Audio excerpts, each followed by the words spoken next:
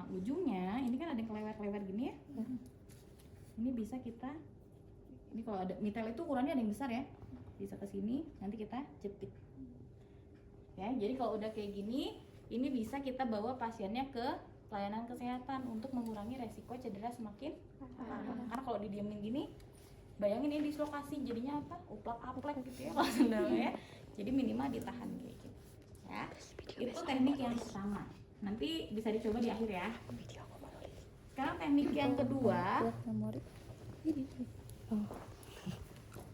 itu ketika ada kondisi fraktur ya di area klavikula ya. Jadi pasiennya itu saking nyerinya harus kita agak angkat ya di bagian bahunya.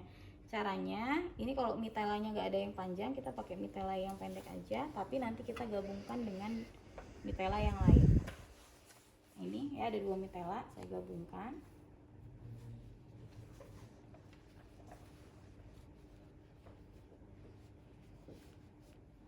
Baru kita pasang. Caranya kayak gini. Ini kalau ke belakang kayak gini ya. Jadi kayak selendang dulu kayak gini, baru nanti depannya dibuka tangan ini. Ini tarik ke belakang. Oke, nanti lihat videonya aja ya. Nih ditali dulu kayak gini. Nah udah ditali, yang satu ini kita masukin ke sini. Baru kita biar nggak bungkuk. Terasa nggak? Terasa ya. Nah ini sebetulnya bukan untuk pasien yang fraktur klavikula aja, tapi kalau misalnya teman-teman ngerasa Bungkuk. nggak enak, nah sekarang kan gini terus ya, laptop gitu kan, atau main handphone, bukan laptop, punya handphone gitu kan seringnya. Nggak boleh di rumah kayak gini, nanti coba, tapi nggak boleh lama-lama ya, di waktu aja, sekitar 15 menit aja. Ya. Ya, jadi tadi diselendangi ya, ditarik ke belakang, ditali, dan satu sisinya ini kita masukin ke sini, baru kita tarik. Nah, baru di tarik. Kayak gini, ya. Nanti boleh dicoba ketika demo ya, yang baik. Enak nih? Enak. Oke, ya itu teknik kedua. Teknik ketiga, ini yang paling sering saya omongin di kelas, ada balutan donat, ya. Nah, sekarang kita coba bikin balutan donat. Nih, boleh coba. Tapi jangan pakai yang kecil ya, yang kecil nggak bisa dipakai.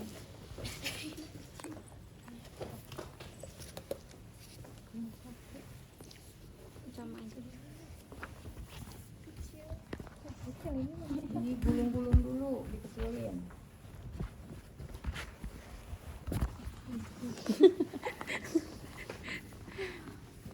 Kamu nggak kebagian? Udah, aku mau lihat aja. Ini mah kecil. Ini kecil.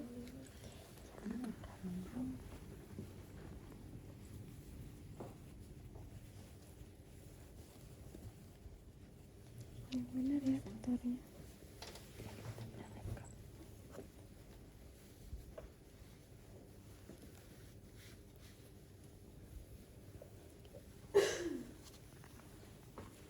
Ini wes sini sih. Ini ada satu nih.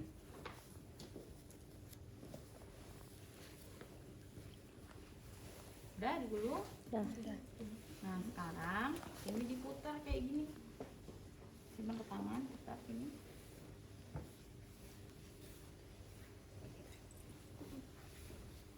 Udah kan? Ada 2 buntut ya. Nah si lubangnya ini kita sesuaikan dengan mana yang akan kita fiksasi. Kalau misalnya pisau kan kecil ya, ini kita fiksasi kecil aja bikin lubangnya. Jadi lubangnya kita sesuaikan dengan alat yang barang yang akan kita fiksasi, ya. Baru setelah itu ini yang satu, yang kelewer satu, ini kita putar ke dalam, menyusuri lubang yang sudah kita buat.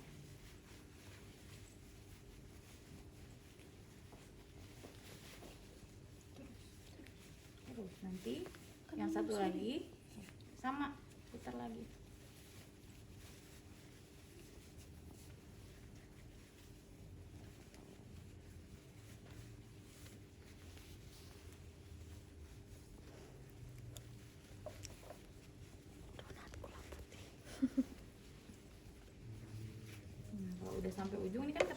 dua sisinya kita tali. Mana tadi? Hmm? Oh ini. Ketemu nggak sama sisi ujungnya? LDR. LDR. Bisa? Sa. Nah itu namanya balutan Donat.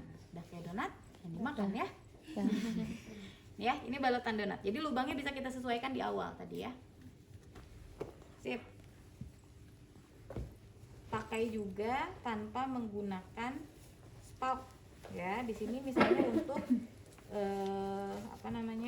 cedera kepala nih harus kita balut di bagian kepalanya. Tapi ini perban elastisnya kita bagi dua kayak gini.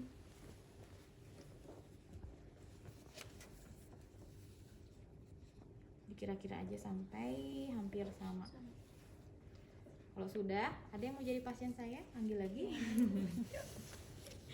Nih, jadi misalnya amit-amit ya, Anggi kejedot nih di bagian frontalnya ternyata sampai berdarah. Nah, kalau misalnya ada darah atau ada luka terbuka, maka kita lakukan perawatan luka dulu ya, dibersihkan, terus kita pasang kasa gitu ya. Baru nanti kita pakai plester. Nah, terakhir baru kita balut untuk memberikan sedikit tekanan. Takutnya memang ada benturan yang sangat hebat dan beresiko ada cedera lain di bagian kepala lain. Ya, caranya ini kan udah kita bagi dua.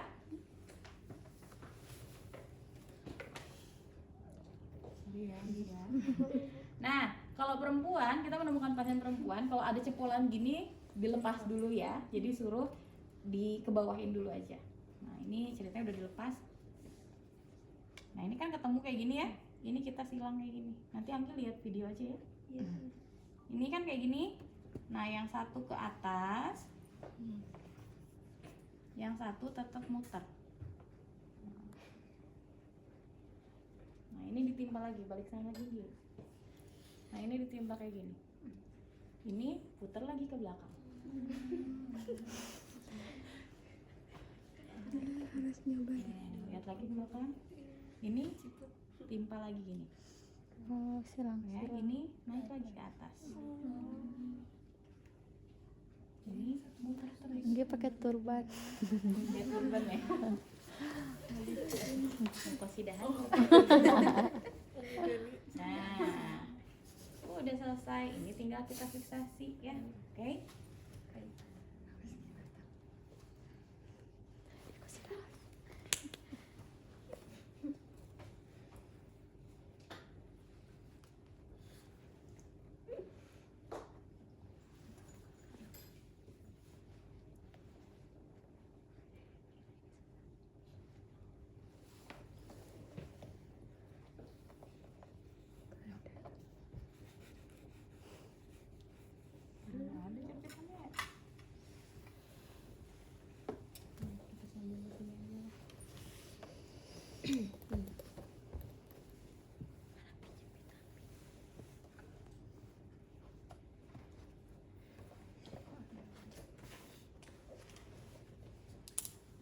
Nah, kayak gini ya. Jadi, tapi nanti kalau pasiennya nggak pakai cepulan gini, ini dibikin rata. Jadi kalau misalnya ini pasien, izin dulu, ibu saya buka ikat rambutnya, biarkan rambutnya terurai dulu ke bawah. Nggak usah dibotakin ya, baru bawain aja. Ya, sip. Nanti coba masing-masing ya. Sip. Sekarang kita masuk ke balut bidai pakai spal.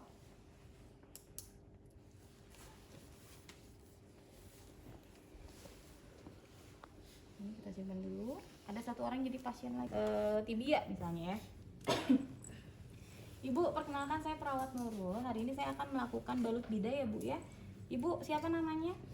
Anggi. Oke, apa yang dirasakan Bu? Lututnya sakit. Sakit. Oke, saya boleh izin buka celananya dengan digunting? Boleh. Nah, jadi jangan dibuka prosotin ya. Jangan. Jadi kalau ada pasien seperti ini pakai celana panjang, kita gunting aja untuk kita lihat bagian lukanya. Takutnya apa? Takutnya ada luka yang terbuka. Kalau ada luka terbuka berarti kita Seperti ini Bu.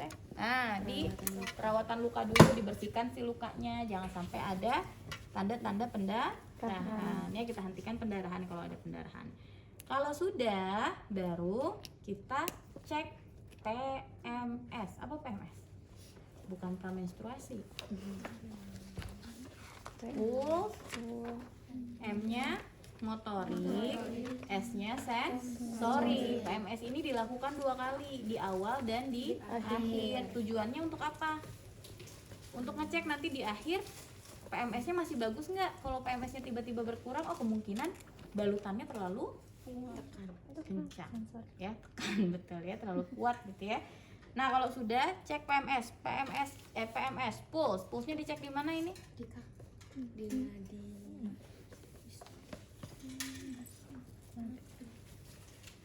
Apa coba? Ini balikin lagi nih ke IDK Itu ada di nih. buku. Dorsalis, ventris, itu pulse. Motoriknya, ibu bisa digerakin kakinya. Oke, sensoriknya masih kerasa bu? Beneran kerasa? Kenapa sensorik harus dicek? Takutnya ada sensasi kebas, ya. Ada masalah gangguan sarafnya berarti kalau sensasinya nggak kerasa. Nah, kalau sudah selesai, ibu nanti saya bidai untuk bagian kakinya di sini ya bu ya. Ibu nanti agak ditahan kalau misalnya agak nyeri. Nanti kalau misalnya nyeri bilang aja ya. Untuk posisi fraktur itu sebetulnya bisa kita modifikasi, kita ubah posisinya, tapi jangan dipaksakan ya. Sebisanya aja. Kalau misalnya frakturnya ini banget gitu ya, itu jangan dipaksain, dibenerin gitu ya. Kalian jadi tiba-tiba jadi tukang ahli tulang gitu kan ya. Bengkel tulang ya. Nah, terus satu lagi, kalau ada kondisi open fraktur, tulangnya tiba-tiba keluar kayak gini ya, karena patah jadi sini ada tulang kayak gini ya, nyilang. Jangan coba-coba untuk nyambungin gitu ya. Jadi biarkan saja seperti itu. Kita lakukan bersihin aja, diguyur pakai NaCl atau air mengalir. Setelah itu kita tutup pakai kasa yang lembab. Kasanya jangan ditekan ya, kasanya ditutupin aja. Nanti balut bidainya gimana bu? Kalau ada balut bidai pasien yang open fraktur, nanti bagian open fraktur yang ditutupin kasa lembab itu kita lewat sama perban elastisnya. Jadi jangan dibalut, biarkan terbuka aja ya. Oke, kalau udah baru kita cari stop, kita ukur kaki pasien. Tadi prinsipnya apa? Melewati 2 sendi. Berarti harus melewati 2 sendi ini ya. Sebenarnya kalau ini bu, ini kan melewati 2 sendi ya. Iya melewati 2 sendi, tapi kecil banget lebihnya. Nanti Anggi masih bisa nengkuk gitu ya. Jadi kita cari yang agak panjang. Sendi.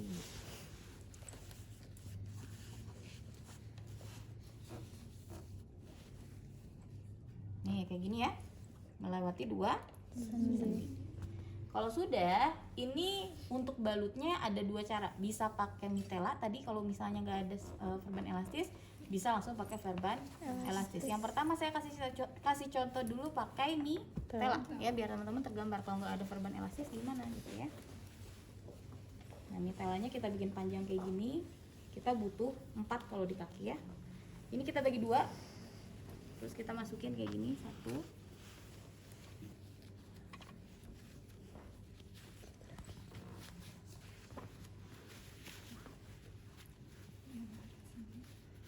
2, ada lagi.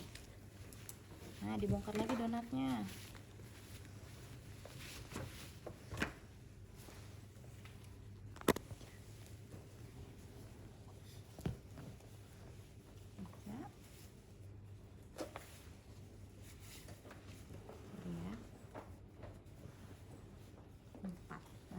Sudah kita simpan spalknya di sini.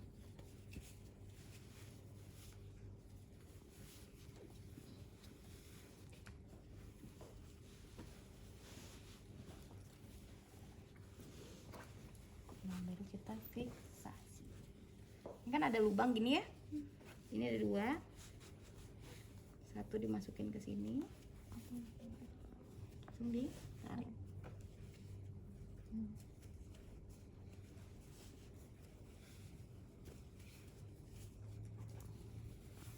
Ini juga sama, 1 dimasukin ke sini, tarik, kita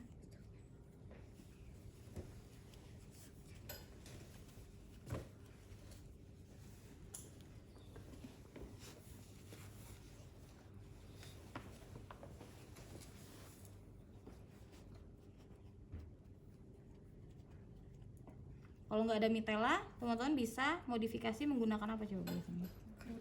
Kerudung, betul. Ya. Tapi jangan darurat penolongnya pakai kerudung. Karena penolong aja bisa gitu ya. Kalau kondisi darurat seperti itu, minimal pakai kerudung yang pasien. Ya. Ibu, saya boleh minta izin minjem kerudungnya dulu gitu ya. Jangan langsung kita yang gitu ya. Kecuali kalau darurat, pasiennya memang nggak pakai kerudung. Tapi kalau teman-teman nggak mau atau nggak bisa, berarti cari alternatif lain, ya. Cari kain atau misalnya apa yang bisa. Tapi ya Bel bisa, tambang.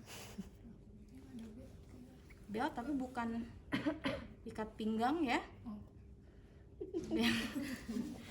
Kalau bisa sih kain ya. Kalau belt agak ya bisa aja kalau misalnya beltnya nggak rapuh ya. Kan kalau misalnya belt cewek-cewek cantik itu yang tipis gitu kan ya. Itu nggak bisa. Kecuali belt bapak-bapak mungkin masih memungkinkan yang kulit gitu ya. Nah ini ya, ini kalau pakai mitela. Oke? Sekarang saya kasih contoh yang pakai perban elastis. Ambil satu dulu. Nah, kalau pakai perban elastis, pakainya muternya itu jangan kayak gini ya. Karena kalau kayak gini ketika dia jatuh kan bisa kepegang ya. Jadi caranya ini baliknya ke sini kayak gini. Jadi ketika jatuh tangan kita masih nangkep ya. Tapi itu mah sebetulnya teknik aja ya. Nanti kalau udah pada kenyataannya teman-teman enaknya kayak gimana silahkan diatur ya.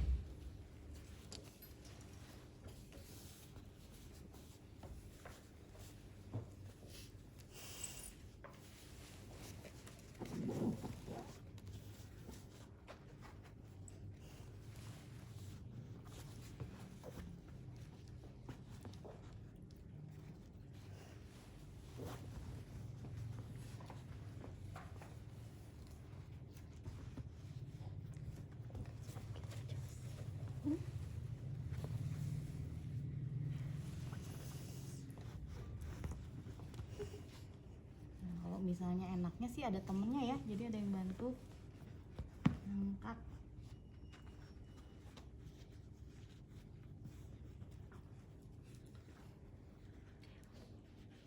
Hah? Apa Ras?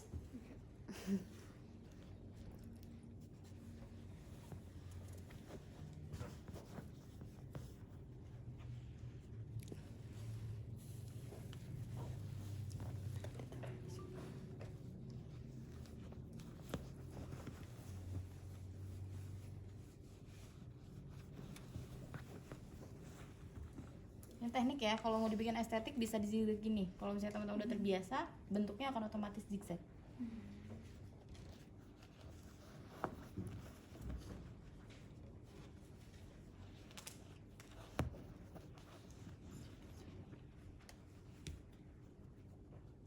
Nah, ini sebetulnya nanti menyesuaikan.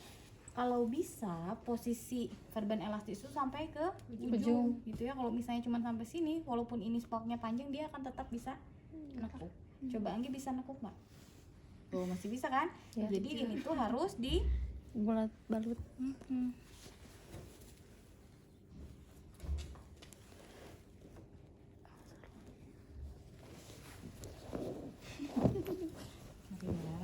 Di mana soalnya?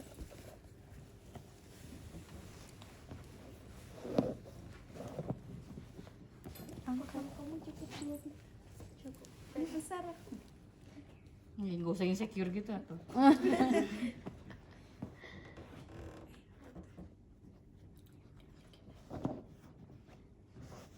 Kalau kepanjangan putar lagi ke bawah.